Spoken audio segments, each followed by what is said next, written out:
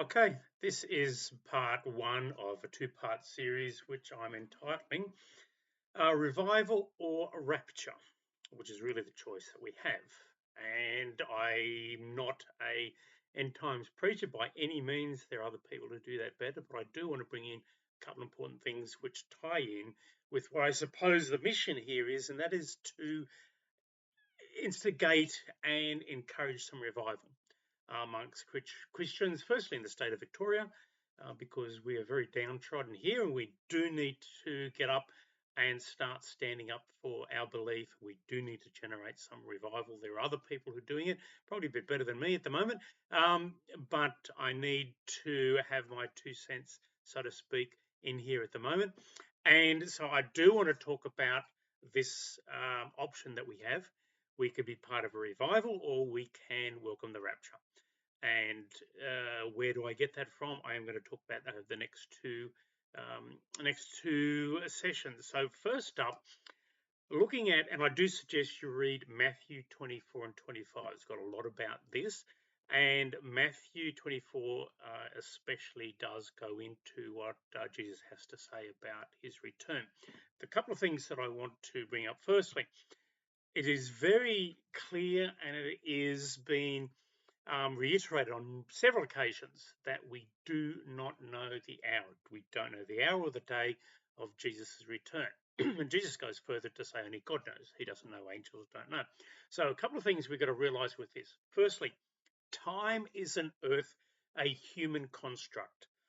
Excuse me, we don't expect to see time operate in the same way in the heavenly realm. Okay, time is one of our dimensions, and it is clear in 2 Peter 3:8, I believe it is, where it says a day is as 1,000 years, as 1,000 years is but a day with the Lord. So time doesn't work on the same construct or pattern that we expect to see here. And so Jesus' return is not like some calendar date that God has got set up. Okay, that's the first thing we've got to understand. There's not a day time that is set for his return.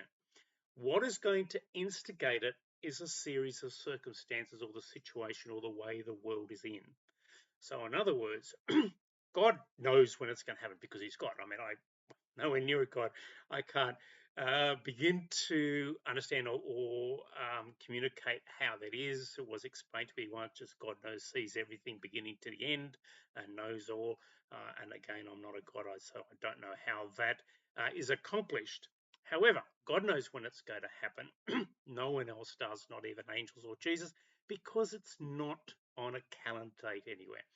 It's going to be instigated by a series of circumstances, which is where Jesus has some awareness because he says, as in the time, the days of Noah, so shall it be.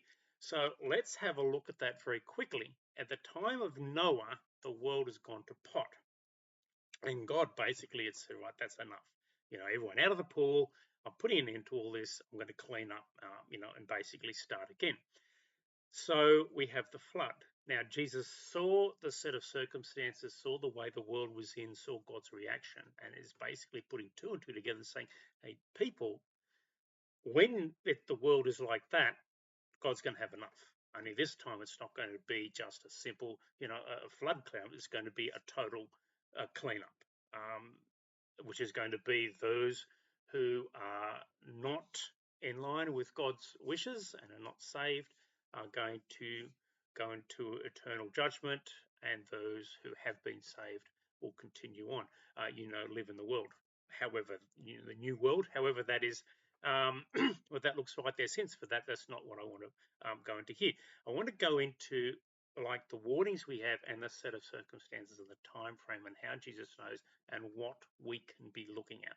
So I wanted to tell a little story about a very wealthy man, a widower, um, who has one son and a great love for young men. So and for young children, and wants to provide all that he can for them. So he sets up a series of a big dormitory. So he has his son basically as in charge prefect of this dorm, and he brings in lost children, homeless children, young men who, just basically have no one else to go, and it gives them the opportunity to, rebuild their life and a shelter, food, and somewhere to be and somewhere to stay and to rebuild from. So what happens in this shelter is from time to time people go a bit wild, get a bit out of control. So they're having one of their wild parties and they all this carry on.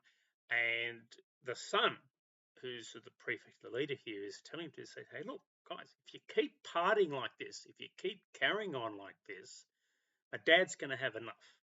And what he's going to do is he's going to come and he's going to just shut it all down. And of course, they turn to him and they say, oh, what time's that going to be? Is he going to come 1 o'clock, 2 o'clock, 11 o'clock? And the son says, look, I don't know. It's just when he's had enough of you. And so I'm letting you know that if you carry on like this, it will happen. He's going to have enough. And they turn around to him. They say, well, how do you know? What kind of warnings will we have? Well, and the son says, well, look, I've been here before. I've seen this before. And what's going to happen is I'm going to hear the sounds of my father starting to move and walk around in an agitated fashion in his room. He's going to start plonking things down a little bit, hard on the table. He's going to be sounding agitated. He's going to even call out a couple of times and say, look, shut the noise down, or something like that. So I'm going to hear his agitation grow in the other room. And this is the kind of things you're going to hear. And hence, Jesus says, look, there's going to be wars and rumors of wars and kingdoms will rise up. And that is not as much from God's agitation as more of the evil in the world and how that grows and it leads to God's agitation. Some of the signs of God's agitation come in floods, earthquakes, famines, things like that. Now, this part is not necessarily biblical. This is something I just strongly believe in because, as the Bible tells us, that the world was made through him and by him, it is entwined with God. So when we talk about earthquakes and the rise of earthquakes and things like that, I have a strong belief that it's tied in with God's, how can I say, agitation. And God's agitation is manifested in earthquakes and movement of the earth because it's tied in with God. He made it. And as his feelings grow and change, the earth is affected. That's just me. So I have a strong belief that these earthquakes and things are manifestation of God's agitation, which is where Jesus says, "Hey, look, these are the signs. When you see these things happen, earthquake, famines, um, climate issues, possibly." Though I'm not into the climate, fear science, so to speak. But I am saying that weather conditions around the earth can be a manifestation of God's agitation. So where that comes back, Jesus is saying to these other kids in the dorm, says, just settle down, because if you don't, he's going to come in and he's going to shut it all down.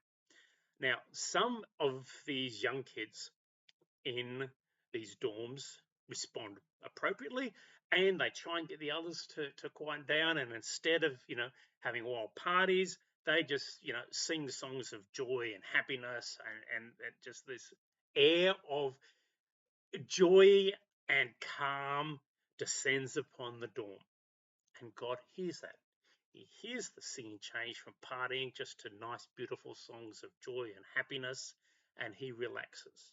So, where I'm going to, and there's historic evidence for this, uh, we may go into this in the future, but if you look back in some of the critical times, and I've done a bit of this, and like I said, I would like to bring this to you in the near future, but you look at some of the critical times in the world wars, uprising, big times of upheaval, there are also links with times of revival. And I'm of the firm belief, and again, this is only somewhat supported by biblical wording, more so from what my readings and what I feel to get from this. There's been times in our past where God has started to walk around that room, where he started to get agitated. He started to say, I'm not happy with what's happening here, and I'm thinking about shutting it down, and a revival has come on the earth, and God has listened, and he's been pleased with what he's heard, and he's sat back down, and the whole situation been calmed by revival. Now, with revival, the benefit that, I know we could sit back and say, look, wonderful, Jesus comes back, but that means there are souls that are not saved. And another strong point in what Jesus said is the word is preached to the whole world. Once everyone has been told, once everyone knows, your excuses are gone. And you can't say, well, look, I wasn't told. And so that's going to be gone. We're getting very close to that. Missionaries have been about a lot of areas. So based on that and the timing, based on the world is now, you could say we're very close to another time of Noah. So what I'm suggesting to you is you've got a choice. You can either be part of a revival, get stronger yourself. It starts with you, and then how we go and spread this out with other people. So it's start on the revival footsteps, or sooner rather than later, you're going to have to start explaining to God where your life went, and are you ready and in a position to do that? I'm not even sure I am. My life has been very flawed, and so consequently, I'd like to be part of a revival, rather than, and save a few more souls rather than part of a shutdown. Where do we go? People, are you with me?